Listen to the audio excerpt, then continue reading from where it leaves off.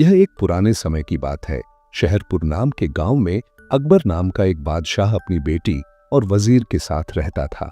उसके महल में एक ऐसा पेड़ था जिस पर रोजाना एक सोने का आम लगा करता था और यह आम बादशाह को बहुत खुशी देता था।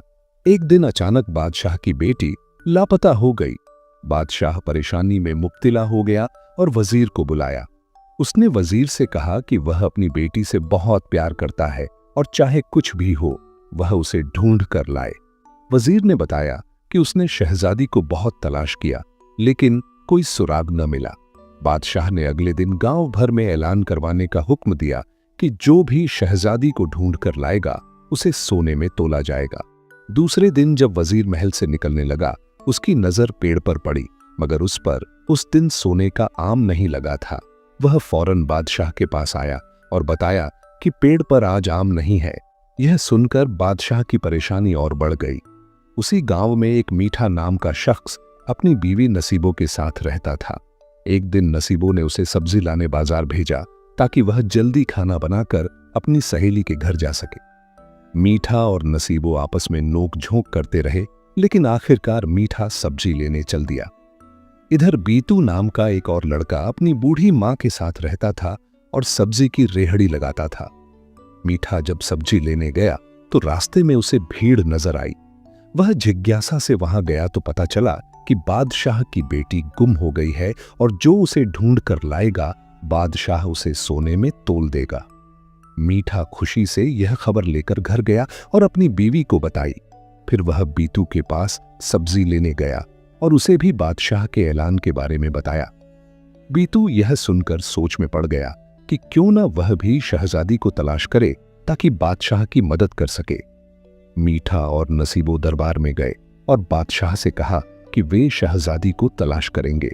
बादशाह ने उनसे कहा कि अगर वे इसमें कामयाब हो गए तो वह उन्हें सोने और जेवरात से माला माल कर देगा। इतने में बीतू भी वहां पहुंच गया और उसने भी अपनी खिदमत पेश की।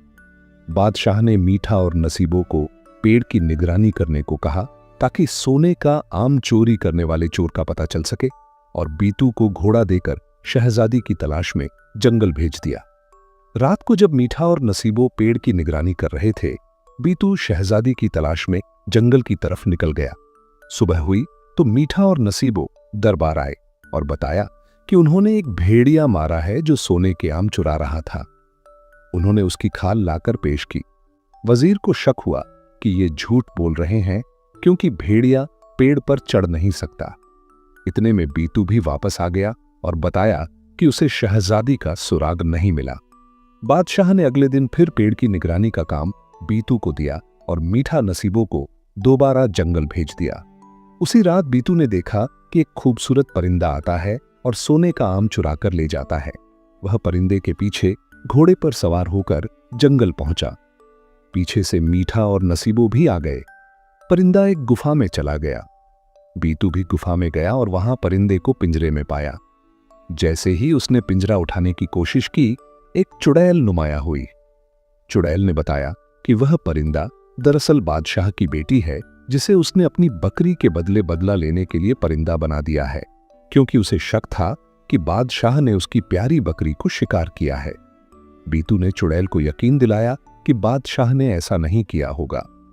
चुड़ैल ने शर्त रखी कि अगर वह उसकी बकरी ढूंढ लाए तो वह शहजादी को रिहा कर देगी। मीठा और नसीबो यह सब छिप कर सुन रहे थे।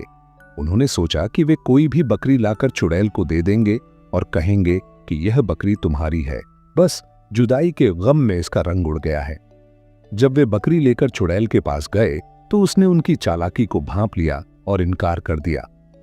इतने में बीतू भी आ गया और वह असली बकरी लेकर आया जो उसने एक जादुई तालाब के पानी पीने के बाद ख्वाब में देखकर तलाश की थी।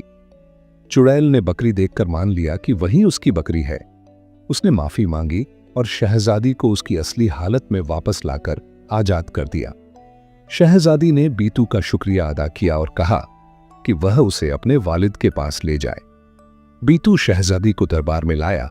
बादशाह बेटी को देखकर बहुत खुश हुआ और बीतू को खूब सराहा। बादशाह ने बीतू की ईमानदारी और बहादुरी देखकर अपनी बेटी की शादी उससे कर दी।